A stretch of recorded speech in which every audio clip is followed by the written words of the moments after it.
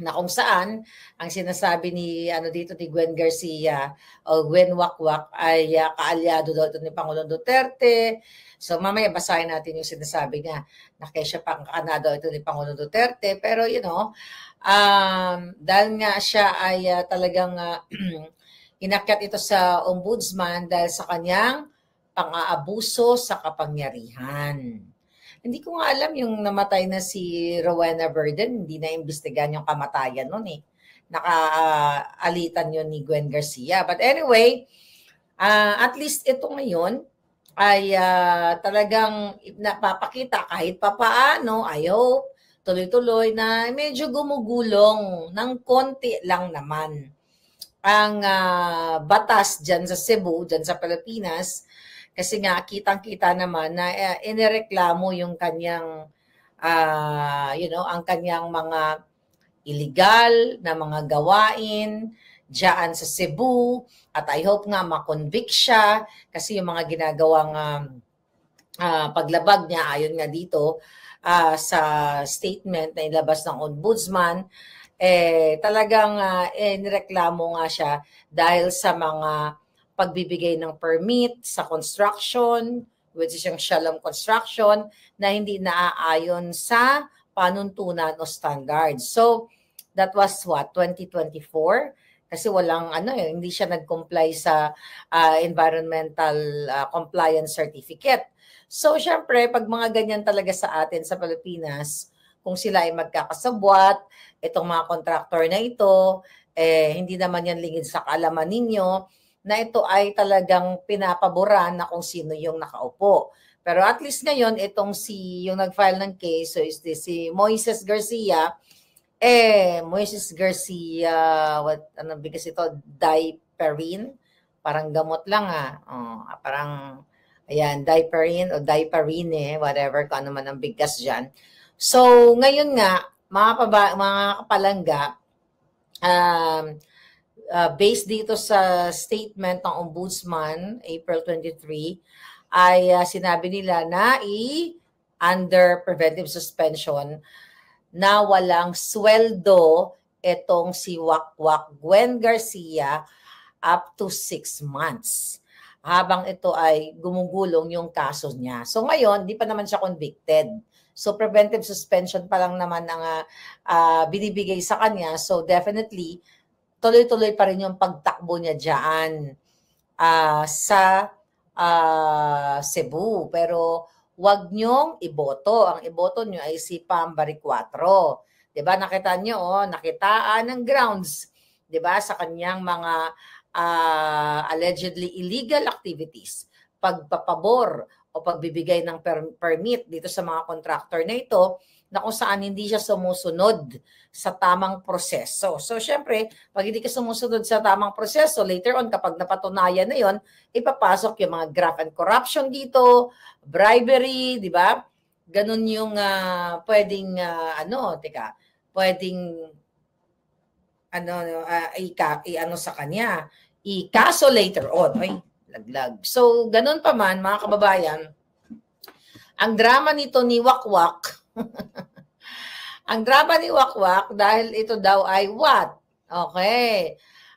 Kaya daw niya nagbigay nagbigay daw siya ng that particular permit dahil daw sa matinding kakulangan sa tubig sa Cebu City at sa mga iba pang lugar sa Metropolitan Cebu Water District. Ang sinasabi niya dito, yung pag-issue daw ng special permit, yun nga ay bunga ng pangailangan, it's an urgent crisis daw. So sinabi pa niya dito na yung desisyon, ang ginawa daw desisyon kasama sa pagkipag-ugnayan sa mga kinaukulang ahensya tulad ng DNR, Bureau of Environmental Management Bureau at Mines and Geosciences Bureau.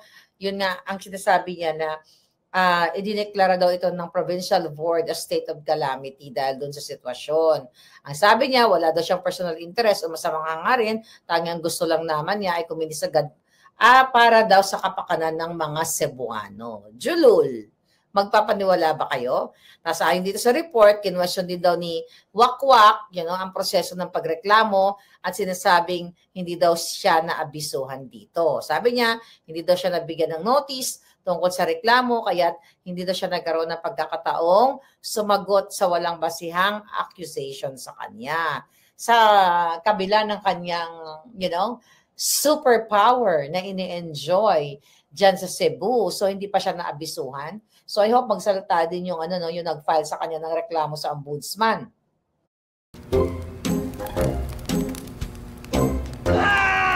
The new LG Dual Cool 1.5 horsepower window type inverter aircon. Compact size. Strong cooling At sinasabi niya ito daw ay political, motivated.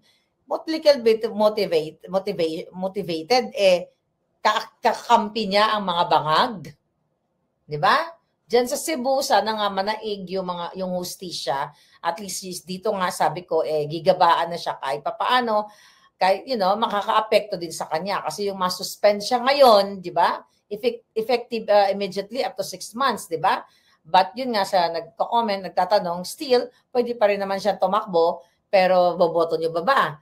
Siyempre hindi. Ba't yun naman iboboto? Ang mga drama-drama na bodo yung kanyang trust na mananalo siya dito sa sa kasong ito, at mananaig daw yung katotohanan at katarungan, at ang ito daw ay politika, pang-politika. Sabi pa nga niya dito, mga kababayan, mga palangga, hindi ba naman nakakatawa-tawa tong bruha na ito? Talagang ang tawag dito, yung sinasabi niya talaga ay sobrang nakakatawa dahil nga etong mga ito, kung makakalusot at lalapastanganin nila ang batas, ay lalapastanganin talaga nila yan. Kaya ngayon, kung ano-ano na lang ang kanilang mga palusot, mga hitad. Ngayon, ibibintang na naman kay Pangulong Duterte. Imagine mo, di ba? Pinakidnap na nga nila yung tao So si Pangulong Duterte na naman ang kanilang, titirahin, ituturo dito. Tama ba ito? Mga palangga, tama ba itong si Wakwak nga gigabaan ay itinuro na naman itong si PRRD? Dahil si PRRD na naman ang may kasalanan dahil ito daw nag-file, mga kababayan, ay kaalyado ni Pangulong Duterte. So, kita nyo kung gaano ka sira ulo ito. Sabi niya, ito yung exact statement niya. The complainant, Moises Garcia, is the founder of the Duterte Riders team and is openly affiliated with partisan political groups. Okay, sabi pa niya, the suspension order was issued by Ombudsman Samuel Martires, a known Duterte appointee, and was released with barely 2 weeks before the elections. The suspension is illegal. It is violate section of the Ombudsman Code. Sabi niya, any public official who suspends any elective official, city, municipality, barangay officer without prior approval of the commission shall be guilty of an election offense. This applies during the official elections period, which for the May 2025 election runs from January 12 to June 11. Comelec Resolution number 10902.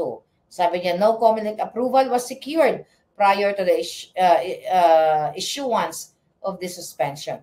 The special permit in question was issued only out of necessity. Nabasa ko na kanina. So, syempre, lulusot at lulusot talaga ito si Wakwak. Di ba? Lulusot at lulusot talaga dito si Wakwak, mga kababayan. Kaya talagang, ako kasi, ang nakikita ko dito, kahit paano, konting, sabi nga ni, yes, pambari 4 tayo sa Cebu. Gabayan kay Gwen, ang ginagawa niya sa mga taga Cebu, siya lang ang yumayaman, sabi ni Saban Mavic. Exactly. Na double kill na, suspended na, talo pa sa eleksyon. Iyak ka talaga ngayon. Yes, correct. So kaya nga sabi ko, pero sabi ko naman sa inyo, kaya hanggat nandiyan ang bangag, hindi pa rin tayo lubos na mananalo. Kasi napakidnap nga nila si Pangulong Duterte. So definitely, Sabi ko nga ito ay parang pangpalubag-loob lamang at hindi pa talaga ito final dahil hindi naman siya perpetually suspended, 'di ba? Nakakatakbo pa siya, hindi siya perpetually disqualified to run for public office. So, pero sabi ko nga, dapat na masususpend siya ng bonggang-bongga, umaaray din ang loka-loka, di ba?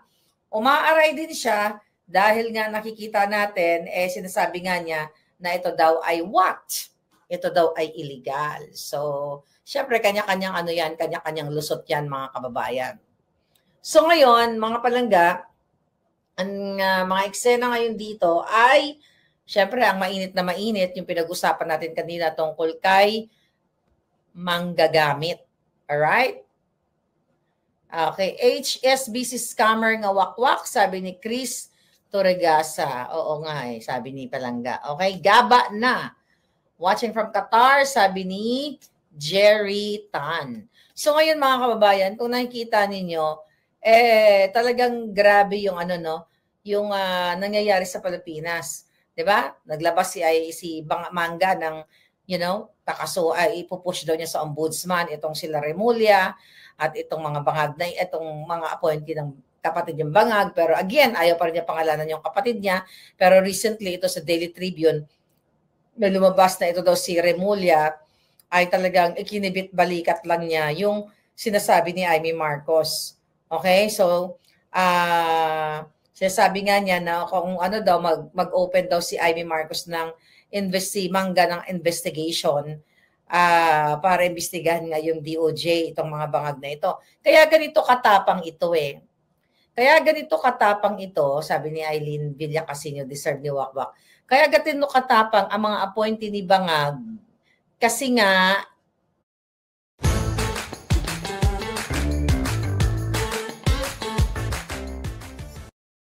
malakas ang loob nila.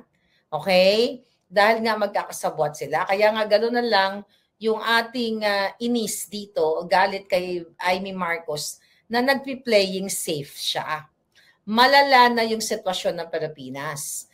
'Di ba? Recently, bagsak ang rating ni Bangag. Tapos later on, may lumabas na, may nilabas sila na survey naman na tumaas na naman ang rating ni Bangag. 'Di ba? From bagsak na approval rating, gumawa sila ng sarili nilang survey. 'Di ba? Tapos gumawa sila ng kanilang sariling survey, mga kababayan.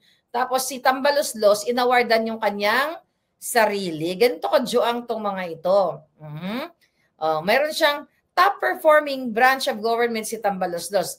House of Representative, 55.5%. 'Di ba? Sila rin ang naglabas. The House of Crocs din ang lumabas na sila daw ang best performing or top performing. Yeah. Tanjiri survey. Yes, yun nga. Kaya nga, ngayon mga kababayan, hindi naman kayo naniniwala, di ba? Naniniwala ba kayo na mataas si Bangag? Hindi nga siya pinapansin ng tao. Maniniwala ba kayo na ang nangyayari ngayon ay ang tataas ng krimen? Tapos, after inilabas yung trust rating at approval rating ni Bangag, tapos later on may panibagong survey sila na mataas naman daw yung trust rating ni Bangag. Mga kababayan, ang pinaka-importante dito, yung mga nangyayaring krimen sa araw-araw. Diba? Noong April 27, ito, tignan mo, ayoko na nga lang basahin itong mga balita ito no? Lahat na lang, mga kababayan, ang balita ay mga karumal-dumal. Maliban sa mga Pilipino, 55 million Filipinos na nagugutom, ang mga nakikita natin sa balita ay puro gurguran. 'Di ba? Puro gurguran, mga kababayan. Wala nang ginawa kundi pagtakpan. Barangay Kagawad, kritikal sa riding in tandem. Ano pa itong mga balitang ito? Debot, tiklo sa panloloko sa American national sa Cebu o Amerikano. Ayan. Yan yung mga headline na binabasa ko lang. Okay? Ano ba itong balita na ito?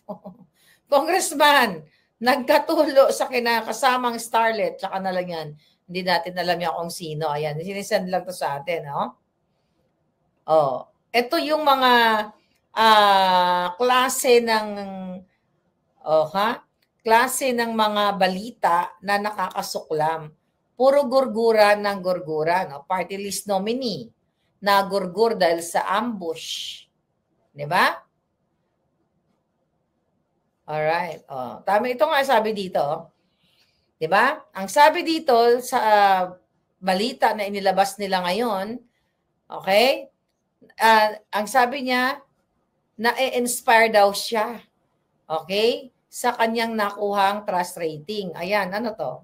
Ang sabi dito, base sa inilabas ng Okta nitong April 29, ito ba yun?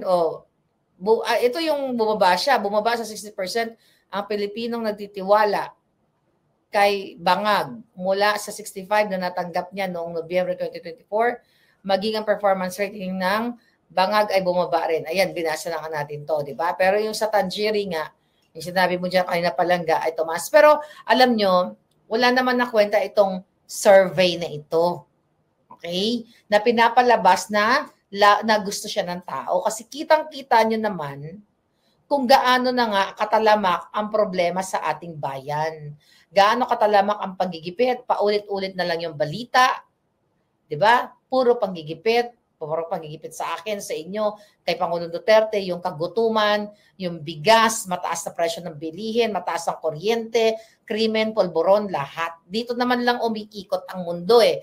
Ang mundo natin lahat, wherever you are. Yung mga magsasaka na apektado dito sa pagsasmuggle nila. Di ba? Ginamit ang pondo ng bayan para bumili ng bigas ng worth 33 or 37, ibibenta lang ng 20, pero bukbukin, hindi makain ng tao. Pero ang press release nila, tikim-tikim sila kunwari ng bigas, pero hindi nila pinakita kung paano nila, kung gaano klase ang bigas na sinaing nila and everything. Di ba? So, mga kababayan, aray ko, mga palangga, kaya nga, sabi ko nga, bugok talaga ang pamamalakad ng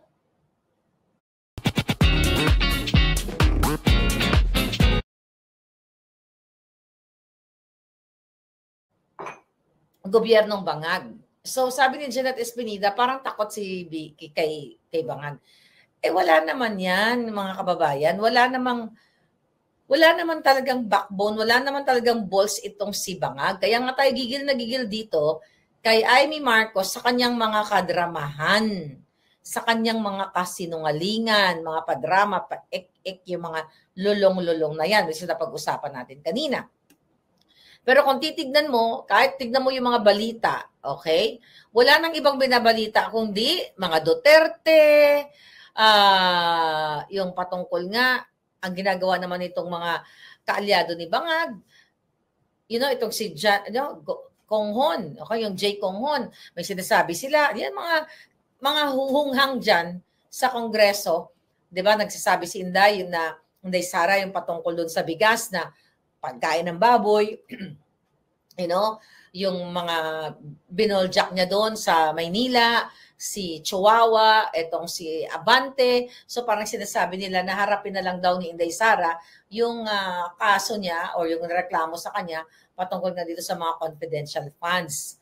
Hindi pa sila nagsasawa sa 125 million na confidential funds na binabato nila kay Inday Sara, pero yung billion-billion, okay, na unprogrammed funds, na buy scam, okay, na gusto nilang pagtakpan sa kanilang mga West Philippine issue dispute between China at dito sa imbestigahan nilang firm patungkol dito nga daw sa troll farm o troll firm ng China. Pero tahimik ang mga buwaka ng ina sa troll farm ni Bangag at ni Lisa Tanas na harap-harapan, sinasampal sila everyday na ang nagko-comment kay Bangag ay trolls na binabayaran ninyo, binabayaran ng pera ng bayan. Di ba? So yan ang sinasabi natin dito na pagtatakip ng mga walang hiya. Lagyan natin si Attorney Vic, baka makalimutan nyo. At ang Duterte 10 nyo. Okay? So, mga kababayan, gusto talaga nila itong pagtakpan. Gusto nilang pagtakpan lahat ng nangyayari. Ilang taon na ba ako nagsasatsat since 2022? Hindi naman po nagbabago yung issue natin. Smuggling, kidnapping, pagnanakaw, panglilinlang, pangbubudol, pangbabribe, habang kumakalam ang sikmura ninyo. Recently nga sa survey, 55% o 55 million Filipinos ang nagsasabing sila ay under sa kahirapan. Nakakalungkot ang sitwasyon ninyo. Paulit-ulit na lang tayo, sabi ko nga kung totoo siya, ano ba pakialam ko na dapat sa inyo? Diba? Hindi naman ako nagugutom. Tumataba nga ako eh. Kasi dito sa Jamaica, sabi ko nga sa inyo dito, ang mga homeless, hindi naman sila payat dahil nagugutom sila. Payat sila kasi nag-addictus benedictus sila katulad kay Bangag. Kahit papaano dito, hindi ka magugutom. Kung gusto mong maging batugan, hingi ka lang sa gobyerno. Diba? Pero syempre, hindi tayo tumitigil dahil hindi ako titigil hanggat hindi natin napapatumba ang mga bangag at napapanagot sa kanilang mga kasalanan. Dapat yan, itumba sila sa kanilang mga pwesto. Dapat patalsikin sila kasi sobra na, tama na yung ginagawa nila. So dito kay Gwen Wakwak, actually, it's not really winning. A little bit. Konti lang. Kasi hindi naman sa perpetual na disqualified eh. Lalaban at lalaban pa yan eh. Pero yung araw-araw na naghihirap, okay? Araw-araw na nagugutom, araw-araw yung mga, alam niyo sa totoo lang, nanonood ako ng mga reels, no? Nakikita ko yung mga vlogger na they're not political political content creator. Pero yung porn poverty, na yung mga ginugulat, tapos binibigyan ng bigas, yung binibigyan ng ganito, yung mga bata ng mga baon, alam mo sa totoo lang, dumudugo talaga yung puso ko pag nakikita ko. Sabi ko, see, ito yung Pilipino. So, somehow natutulungan ng mga vloggers, yung mga bata, mga matatanda. Pero, ginagamit sila eh. Di ba? Ginagamit sila, kawawa sila, in-expose yung mga mukha nila. Alam niyo sa totoo lang, siguro ngayon kasi parang gusto ko pag-usapan ng showbiz and family, yung about life. So, ang nakikita ko dito, ito ay produkto lahat ng pagiging gahaman ganid ng mga politiko. Kaya patuloy kayo mga mahihirap na mga kababayan ko, na katulad ko na dumaan sa kahirapan, ay medyo umakangat-angatan ng konti dahil naningkamot yun ko, di ba, na makaanhi dire para, makatakas sa kahirapan. Pero dyan sa Pilipinas, nakakaawa yung mga ginugulat, tapos binibigyan ng bigas. Nakita nyo yun? Hindi ko alam ba't lumalabas sa akin, kasi pinapanood ko siguro. So, naaawa ako doon. Ganun kababa yung tayong mga Pilipino. Pag mahirap ka, gulatin ka, nabuisit ka sa una, sabi mo, ito, bigas o ate, tapos tatanggapin mo. You know how degrading yung ginagawa nyo sa kapwa nyo? Ayoko nang ganun eh. Baka sa akin, hinampas ko sa ulo yung bigas. Diba? Kayo, ano nyo dyan? Nakakaawa sila, yung mga ginugulat na mamalengke. Ayoko nang ganyang ayoko nang ganyang mga content na talagang yung pagiging mahirap ng tao, lalong kinakawawa. Yan, nakakajutang gini na talaga Eloy Macruz. Tapos yung mga bata, ini-expose, binibigyan ng mga barya, ate, kuha ka ng bigyan ng mga barya. Hindi ko gusto yan kasi mas kung hindi magnanakaw si Bangag, kung hindi magnanakaw ang mga buwaka ng inang, kongresista, lahat sila, hindi magkakaganito yung buhay ninyo na yung mga kababayan natin. Kapit din sila sa patalim. Imagine mo, ginulat mo, tapos binigyan mo lang ng 5 kilong bigas.